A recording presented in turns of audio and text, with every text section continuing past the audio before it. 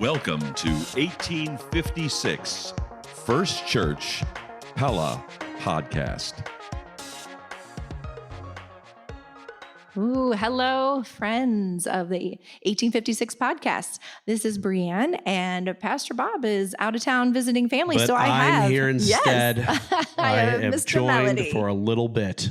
Yes. I appreciate you. That's right, Mr. Melody. That's what Breanne has always called me. I have always called you Mr. Melody. Yeah, mostly so my kids call you that. That's true. Yes, you're just being a good example to your children. Yes, I'll go with that. It must be the beard. You're getting Mr. Maybe. status. Yes. But he is here to help me with announcements today. That's right. And so we're into Holy Week, Mike. What kind of stuff do we got planned for Holy Week? Yeah. Well, 2 days ago, Palm Sunday. That's right. Started out our Holy Week with hosannas and children and celebration that the King has come into Jerusalem. I always find it peculiar. You know, it's a celebration, but these are the same people that are going to crucify him. Mm-hmm. But now, tomorrow night, we're doing a Seder meal. Mm-hmm. So tomorrow night's Wednesday night. Today is Tuesday, and we have Seder meal from 6 to 8:30. 2.5 hours. Yeah. Hannah and I are bringing Michael, our 3-year-old. Wow. We'll see how that goes. We'll see I if think we he'll make be it the whole entertained. night. I think he will too. Mm-hmm. I think there'll be things to do. But They that do a means good job. Judah will be in the nursery for 2.5 hours. We'll see how that goes. But yes, tomorrow night is a Seder meal. I met with Tom Lulek today, and we got grills started up. He was just getting a little nervous. He cleaned them. He's ready. We're having lamb. So Actual lamb. actual okay. lamb. I don't think it'll be like a big leg of lamb on the grill, but I'm curious to see how they're serving lamb. They'll be serving lamb though. Yeah, but it'll be telling the stories, which would be great. Yes. And we can't forget Good Friday. Good Friday. We have a Good Friday service. And what time is it at? 6:30, right? Yep, 6:30. Time of remembering. And we'll do communion together, correct? That's right. Communion will be done that night in a different way. I just talked to Darwin and Judy, and Darwin is very upset that he is not going to be here on Easter Sunday morning, but they're preparing to play a piece together. We don't want our Darwin followers not to come on Sunday.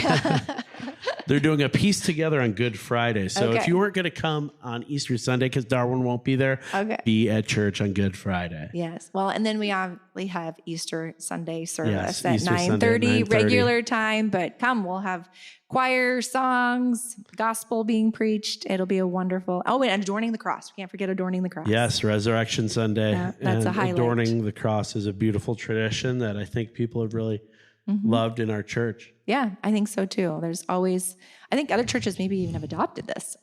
Seeing this, and it is a beautiful thing to see how the cross goes from Friday to Sunday. Yeah, it's hard to see past Easter, but the following Saturday, we have our men's day retreat. Yes, yeah. It's a good time for the guys to get away. Yeah. And the theme is valor, I understand. Yep. So it sounds very manly. I can't wait to hear about it. But there is not many details being released. We desire to charge our men to act like it. Which is great. Men. Yeah. And then the women get to follow up, except we're doing an overnight retreat. So maybe after the men attend their valor retreat, they'll be well equipped for when the women are gone for an evening. Yeah. One evening. We'll see how we do. We see how we see if they survive. Yeah. But if you don't have your tickets to either, there's still time to sign up for those. And we'd love to see you at both. That's right. Yeah. They're going to be valuable times. Time you should try to prioritize to get to. And yeah, Alex was talking to me today even about the men's retreat. He's putting a lot of work into it, a lot of thought. And it's going to be good. It's going to be really good. So we're excited. I imagine it'll be great. So, well, I appreciate you helping me out today, Mike. Speaking of men, Breanne. Oh, yes. Men. Yes, we do have a few men. Today is Breanne and the men on the podcast. Yes. So Pastor Bob, we have invited 2 special guests onto the podcast. And so we wanted to welcome them. Yes. And I'm going off, but welcome to Kyle and Brad, our leaders of Cadets. Well, yes, and as Mike alluded to, we have Brad Uitermarkt and Kyle Zylstra with us today. Hello, gentlemen. Hello, Breanne. Thanks for making time to be here. We tried to add a little excitement on Sunday by special guests that will be on the podcast. And you guys are very special. Thank you. Sounds good. Thank you. Well, let's start with, if people don't know you, maybe you could kind of, what is your day job? I'm guessing it's not to be on this podcast. So Brad, why don't you start? So I'm a civil engineer. So I work with roads and pipes and all the stuff you don't see and don't think about unless there's a problem with it. And then people get mad. But anyway, I work in Oskaloosa and I live here in Pella and make the commute back and forth day by day. So good. Well, I appreciate you being here. And I work at Zylstra Welding with my father, and it's just a small metal fabrication shop. Technically, I am a mechanical engineer, so the joke is I build bombs and Brad builds targets. Yep. Yes. That's true. That may not be so funny in today's world. I know my husband is an engineer by trade too, and there seems to be quite the joke between the engineers as they... We get along pretty good, I'd say. Yes, I think you guys do get along pretty good. Maybe because you don't work together? I don't know. That does help. Well, you two both volunteer at the church. You're very well involved at church. Your wives are very involved at the church, and your family is too. And so we thank you for that service. And the reason we had you on the podcast is to talk about your work with cadets.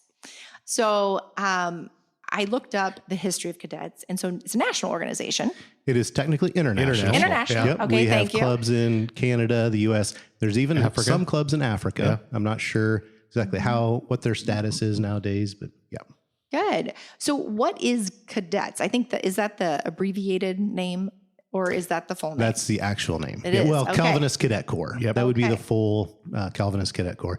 So sometimes you'll see the CCC logo. Okay. used to be on the badges, right? Yep. One of the shirts. The badges. Yeah. Okay. Yeah. Well, when I think of a cadet, I'm thinking military service, So We do not do that. What's a cadet within the Calvinist Corps? Within the Calvinist Cadet Corps, cadets is historically it would be 4th grade through 8th grade boys, and I always liken it to Boy Scouts, but directly affiliated with the church. So we are steeped in the gospel, and everything that we do is related to the Bible. But we also do different activities, as in fire building, all of the camping stuff. There's all different kinds of badges that can be done and activities. So what is the purpose of these badges, Brad? Yeah. So I would say, well, there are a variety of badges. Some of them are more related to the gospel and to prayer and Christ-centered topics. And then others are more geared towards life skills, I guess I would say. And so, it's hopefully making boys well-rounded and so they learn what they need to know about their Christian walk, but also learn what they need to know about their life walk, and maybe get exposed to some things that not everybody gets to today, as far as the fire building and the axemanship and the, I don't know, Kyle, what are some of the other... There's even like occupations badge, glass etching. There's a plethora of badges. So very different than our GEMS group. I would say so. And when I said historically or typically cadets go 4th grade through 8th grade, when we started up cadets again here at first, we decided to go 1st grade through 5th grade. And we've kind of included some 6th graders. So we do not, we start earlier and we also end earlier. And so it does make it a little bit more challenging for what badges and what activities we're able to do compared to other groups. Sure. But we can adapt. Very nice. That's true. They do a camporee every 3 years. They call it International Camporee. Okay. Which we have not been participating in, just kind of because of the age group of the boys that we have involved. It's usually those older boys, 6th, 7th, 8th graders that would be involved with that. But they have a lot of neat things. Snow derby up in Minnesota. Well, another thing that's unique with cadets as opposed to GEMS is cadets, we're also within the Hawkeye Council, which the Hawkeye Council is made up of roughly 10 to 15 churches. generally located in the central Iowa area. So we have support with other churches. There's also one of our Hawkeye Council churches is in Kansas City, and there is one in Hollandale, Minnesota. So we do have quite a large area that we do cover. But that's one difference. And we're also part of a bigger organization just in the Iowa area.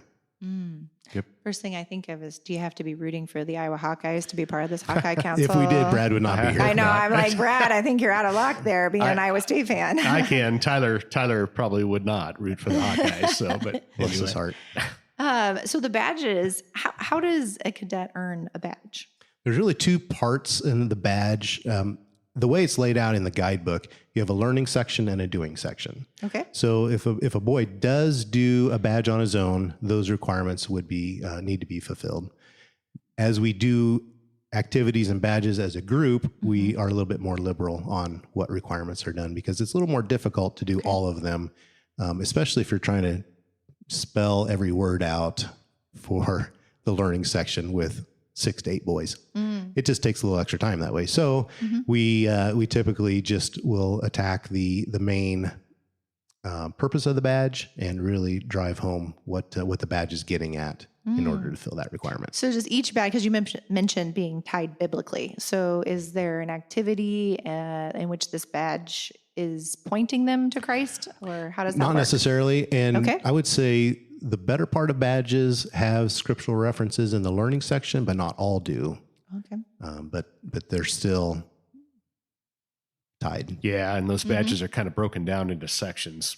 God's word, I think, is one of them, and then so that's more like prayer and scripture and There's a giving badge. yeah, those sort of things.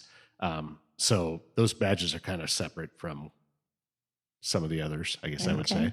Yeah. Well, the both of you have been involved leading cadets for, how many years have you, do you know? Kyle's been with it longer than I have.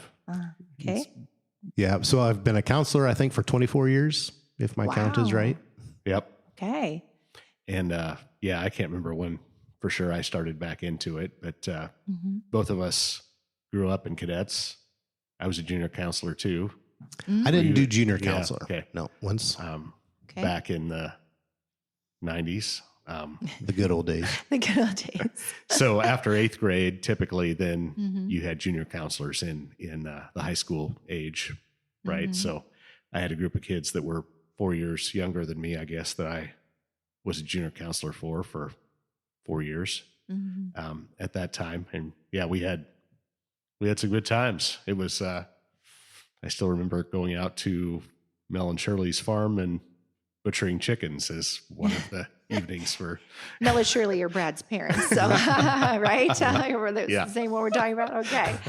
Well, that's one thing that I really like about the cadet program, or just the way we frame it here at First, is we try to get a good group of junior counselors. We try to get a good group of young dads, middle-aged dads, and also we like to get some older counselors as well, because the chances of a cadet boy missing one of those, a big brother, a father, or a grandpa figure in their life.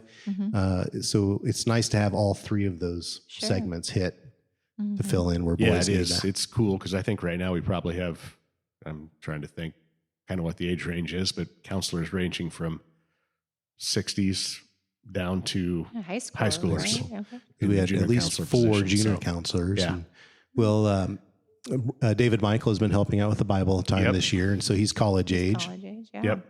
What are the requirements for someone to be a junior counselor or counselor? The minimum is a pulse. But we like to see guys that are strong Christians, that are active in other areas, and that are willing to dedicate time. And obviously, with the church, everybody gets a background check. So that if he doesn't pass the background check, there's counselor training too, right? That we've There done is. from time to time. yeah, through Hawkeye Council. Yep. And most of our junior counselors have been in cadets. Okay, These so are they're growing familiar with up, the so process. they're already, Yeah. And it is, I think it's really valuable, those junior counselors, because you know how it is to the kids. We're the old guys, and Right. those are the cool guys, and I don't think they're the ones they want to. They can think they want that, to follow, but right? We're young at heart. So, Well, it's fun to see at mealtime. A lot of them are sitting at a table together. So it is fun to see a large group mixing. Yep. Sure. Well, before we started recording, you two were kind of reminiscing a little bit about your cadet time when you were, as you were saying, younger than you are now.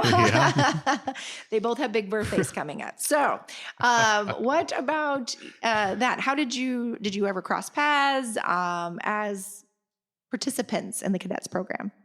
Yep. So I grew up in Calvary. Yep. And I was here at first. Yep. And so I went to the Christian school, and Brad went to the public school. Oh, man, so many rivalries we here. We didn't really cross paths. In fact, we were joking that I knew his brother a little bit better because I played baseball with him. Yeah. And I think you were more into football at that time. Yeah. But I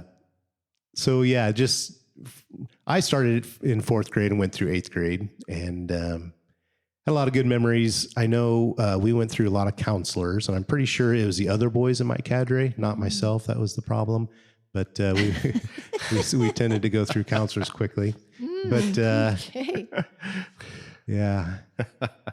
Yeah. Like we said, I think the two of us both went to Camp Blackhawk for the camporee in like 1988 or something like that. I actually went up to Canada on a camporee that would have been like 85 then, or I was 11, and they loaded, I think there were 4 of us that went from my cadre onto a tour bus and sent us up to Canada, which you probably wouldn't do with your kids today. Probably not. But it was a good time. And in the camporee, you kind of build your own tents out of some supplies they give you. And they literally give you, some areas just give you timbers, cut down trees. We use 2x2s, but then they give you a sheet of plastic and duct tape. So you have to build your own structure that you're going to sleep in for the week. Yep. And some weeks are wetter than others, right? Yes. So, yeah. Have to be prepared. Yes. Well, since you both have been involved for a long time, I won't add the extra Probably long in there. We'll say 40 years probably, right? So, yeah. Yep. What, I guess, give the framework. What does a night look like? Yeah, so we open up after we have the midweek meal here. Then we have what we call opening exercises. So all the boys will line up into cadres, and then is there lots of stretching during these exercises? Not Different so much. warm-ups. Yeah, not so much calisthenics. It's more trying to get them to calm down. Right. Yeah, there's a lot of energy there, as you can imagine. Uh-huh. Yeah, but we do the pledge to the American flag, the cadet pledge. Cadet code, cadet verse, the yearly verse and yearly theme, and those sort of things. So we do that on a regular basis to start up, and the boys, catch on to that. They catch on pretty quickly. Yeah, Repetition. And then we go into Bible time, and David Michael did a lot of our Bible time this year, and usually go through a Bible story, and then go through it again and do. Kind of act it out. So each of the boys get to play some role in that. Yeah. So we have that Bible time, and then we go into our activity time or our badge time. The boys always want to go outside, whether it's 60 or 10. -60. So the counselors are saying, please no, if it's 20 Is this where they do the fire building night when it's cold?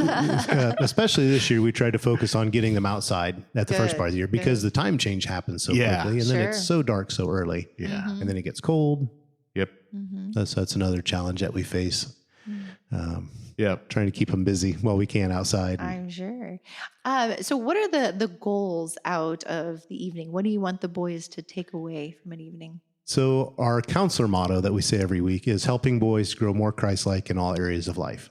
So that's, to sum it up in a nutshell, that is our overarching goal. Yeah. This year, we also focused activities on creating. Creating, so that, whenever nothing just comes, well, let me back up. As an attribute of God creating the world, we also share that attribute. And so nothing just comes to being in our world. We have to think about something, design it in our head basically, and then make it happen. So that was one thing that we really try to focus all the activities on, is giving them ways to think about something, how they can make it, and then actually making it. Wow. So using some critical thinking skills too. As critical as we can. Yeah. Yeah. And Kyle did a great job this year. We call it badge in a box, right? So we had, different badges that we could kind of rotate through the boys. And some of that's kind of age dependent too, what they're ready for. We learned right? some good lessons out of that. We don't want to give sharp things to I love how those you're that are still too learning. small. Yeah, as Yeah. counselors. One of the funnest nights I think we had is when we did the sculpture. We did plaster of Paris and mixed it and then poured it into balloons, tied the balloons off, and then held the balloon in a form until the plaster of Paris solidified. And so everybody had different sculptures, and some didn't make it in the balloon. Some made it all over the table. Oh, boy. So I think we had our plaster of Paris a little on the runny side, but that was a good lesson. Yep. It was fun. So now Jamie knows who to blame for the mess. This was out in the cadet shed. Oh, okay. So I don't think Jamie knows She probably anything doesn't about it. venture out there too much. Nope. Yeah. It is one of the old tables that nobody wants anymore. That's right. Well, you guys had talked about being involved. You were at different churches, but First Church, I don't know exactly when it started here, unless you remember, Brad. I don't. It was before my time. So Okay. my best guess is probably in the mid to late 70s. Okay. But I don't know for certain, on that. Yeah. So I guess through your guys' experience, what you remember, what have been some big milestones for the program? Well, so there was a time that cadets wasn't being done at first. That's true. And so it was, I'm going to say, was it 8 years ago, 8 to 10 years ago, we started it up back again. And so I would say that was one of the biggest milestones. And the main driving force behind doing that was getting men involved. So yes, it's a program for the boys, but it also facilitates getting men to act as leaders also. Yep. And I think it is valuable. We have, and that was, I don't know, sometime in the mid to late 80s, they built the cadet shop. So we have a shop that we can go to work on cars or badges or activities and different things like that. It is nice to have that space to be able to. It makes a pretty good backdrop for archery. Yeah, I think we only put 2 holes in it this year. Oh, is that what you do? Interesting. But it is kind of a nice, I guess, partnership with the gems, because you guys cut the cars out, right, with the cadets, or what is your more role? of a father? Okay. I thought there was something you guys We've did done to it different prepare ways, them. but I think now we have like nights that are sessions, I guess, out at the cadet shop where parents can come with kids and get the cars cut out, and we have people there that will assist with that if need be, and that sort of thing. Yeah, the bandsaws. Yeah. So yeah, it is. It's handy because not everybody has, especially it's different than it was 30, 40 years ago. Not everybody has access to those tools and that sort of thing. So it comes in handy. And then Verl Boat will pour the lead Yep. and put the wheels on so that people don't have to worry about that. Kudos to Verl for all his extra time he puts into that. Well, you guys and announcers on Derby Car Night too. You should take. I always joke that's Shailene's favorite night because by the time I get home, I can't talk anymore. Yeah, you guys should take your show on the road, maybe. You know, the two of you together. I think once a year is good.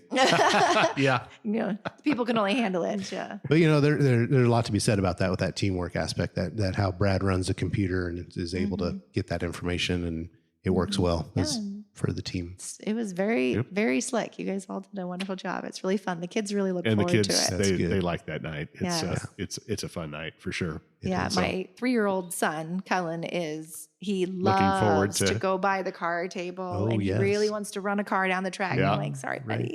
So I need to bring him when you set up to help with the, No, you don't. No, don't. Okay. No, that's okay. Yeah. You need to get that. I hear that's a pretty technical process too. Well, it's funny that this year, again, it seems like something goes wrong every year, and we put the track away working, and then we get the track out and something is not right. It's just amazing to us how we have to always tweak something to make it run again. Well, it's a good thing. It's pretty handy now with that aluminum track. You can, it's used to, it was a big wooden thing that That's right. weighed a lot more and took a lot more effort to put together. So, Yep. Well, it seems like a really good job for 2 engineers That's there right. you go. to work on, right? Civil mechanical together. That's right. It can be done. So over the years, I mean, there can't have gone any time without challenges. So has there been challenges the program has faced? Yeah, I'd say when we started back up again, 8 years ago, we'll say, it was a fairly small group and kind of just, it takes time to get the boys to work back into that routine. Sure. Yeah. Build that culture. Right. Yeah. So I feel like now, the older boys can pass on to the younger boys, like when we talk about opening exercises and those kind of things. But when you're starting that up kind of from scratch again, there's just, it takes time to build that culture and that routine. It does. So, yeah. Yep. And you can always use we don't have enough space as a challenge, but we have the lodge downstairs that we use for our main gathering. And then we have a couple rooms off to the side in the cadet shed. So between all that, I think that works well. We have to not every night, a lot of nights we shift things around how we have people in what rooms, but it works out well. Sure. Yeah. There are always challenges. You can tell when it's a full moon night. That's a fact. That goes beyond cadets. Right? That's a parenting thing there. I think it's a thing. So what are some things that you guys are celebrating with the program? Yeah, I think it's good to see we have a pretty good, a substantial mix of kids that attend here on Sundays and kids that maybe don't. It's good to see that influx of boys that may not have any other exposure towards a Christian walk in their normal routine. So, yeah, there's a lot of truth to that. And for me, I would say the thing I was thinking about was when you see some of the boys, even, Sundays, or even if you see them out and around town, even if they're not in my core group, my cadre, you still just have that relationship with them, and you can, it's a lot of work week to week, but it sure pays off when you have that relationship. And you can see them develop too from, we have first graders now, and there's a lot of difference between a first grader and a sixth grader, right? So, so you kind of see that development, and sometimes where there might be more of a challenge when they're a first grader, as they get older, they tend to appreciate, I guess, leadership and some of those things more. So, yeah. Well, and you both have older sons who went through the program. That's right. And I believe Aiden helped. I know Tyler's helping now through Aiden didn't go through our program. He was when we came to First and started the program, Aiden had been at Faith Church. Okay. So he stuck out through 8th grade going there, but then he did help as junior counselor. Yeah. And that was fun too. I imagine that's a good big brother. Rewarding for you both too, as dads, to watch your sons and now them being, are they called junior counselors when Junior they're that counselors. age? Okay. Yep. So I guess one of my last questions for you is, you've had a lot of experience and you've volunteered and you're both just generally good natured. And the fact that you are rounding up these boys every night, can you think of a memory that sticks out in your mind? Funny, endearing, anything that you want to share that is something that you will remember for years to come? Well, we talked earlier, my memory is not very good, so that might be a challenge for me. But I would say a couple different times we've done airplanes off the balcony in church. Yeah. And I hope nobody is upset by that story, but it was a good time just to get the boys up there and throw some airplanes and just see who's go the furthest. Yep. Very nice. And with that, we had our Nerf nights and stuff too. So we have our, we didn't get that done this year. Not this year. No. We've done it for the past few. Set up, tip up tables as shields in the large social hall and have a Nerf night and pizza and That sounds like just as fun for the dads as it is. It is. The older men as it is the kids. Yep. That is so fun. Well, if somebody wants to get involved in cadets, what do they need to do?